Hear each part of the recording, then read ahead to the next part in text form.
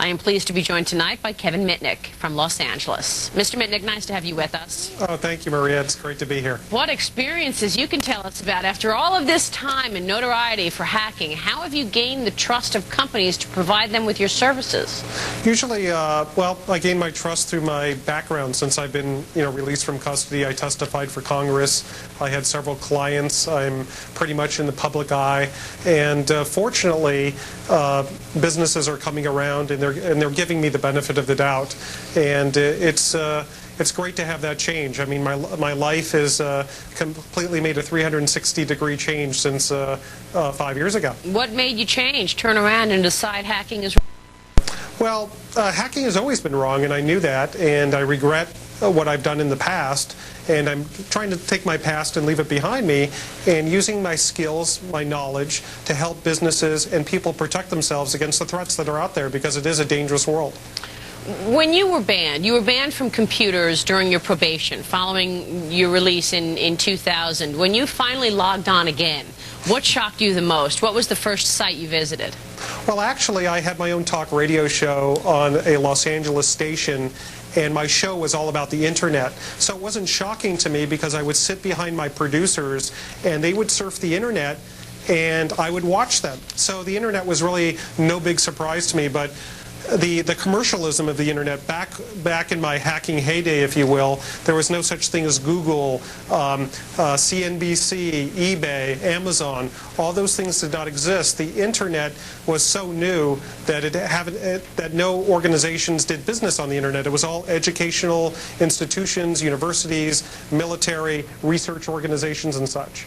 How did you even get interested in doing that? I mean, I was reading in the book that you hacked for the sheer thrill of it. You just wanted the break-in, not to steal money, not to steal secrets. How did you first begin with this hobby, and was it hard to stop?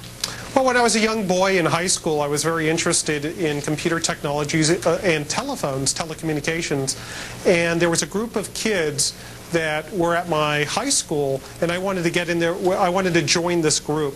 So I started, my first hack was a dare. They had dared me to hack into this large corporation's computer network and get access to this particular system, and that was the first time that I engaged in that activity. I actually accomplished it through a technique called social engineering, which is what my book is about, and that's when I first got into it. It was really for the thrill, the intellectual challenge, the pursuit of knowledge, the intrigue of being somewhere where I shouldn't have had been. So when you first got in, you knew you were doing something wrong? Well, yeah, of course. I mean, it's a no-brainer. You don't think it's that wrong, but you know that you should not be there. I mean, it's like trespassing on a neighbor's lawn. You know you shouldn't be there. You've had incredible experience. I mean, going into jail, coming out of jail under pressure from the FBI in the early 90s. You fled. You took on new identities. You worked during a 2-year manhunt. How were you finally caught? Tell me about the experience of being caught, going to jail. What was that like?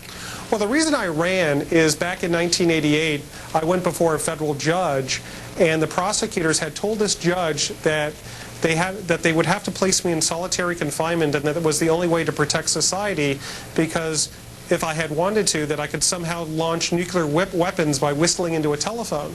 And the judge, surprisingly, agreed with the government, and they put me in solitary confinement for 8 months. So when I eventually was released, I ended up fleeing, and I became a fugitive.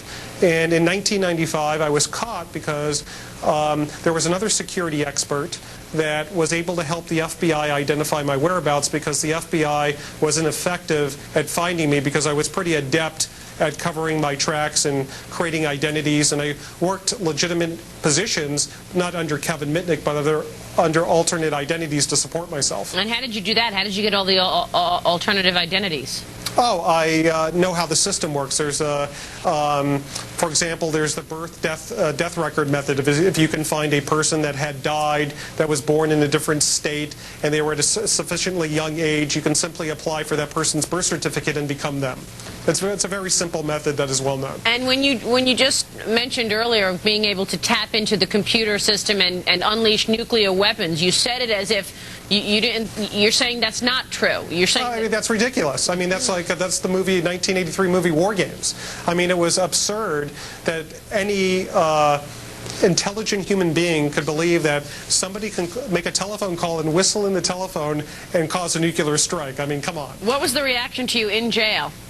In jail, I was respected for my intelligence and by the other inmates, but at the same time, I was disrespected because I didn't do it for money. I didn't try to steal money, so they didn't respect that, because the people that you're with in custody, they're into stealing money and property or drug dealing and committing crimes. That's their lifestyle.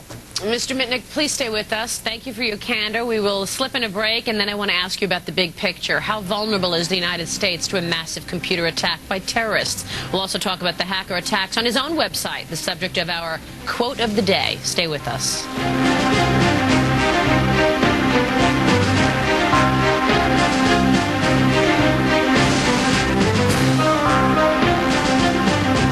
Philip Morris USA, we understand that people want to know where we stand on important tobacco issues. On our website, you can find out.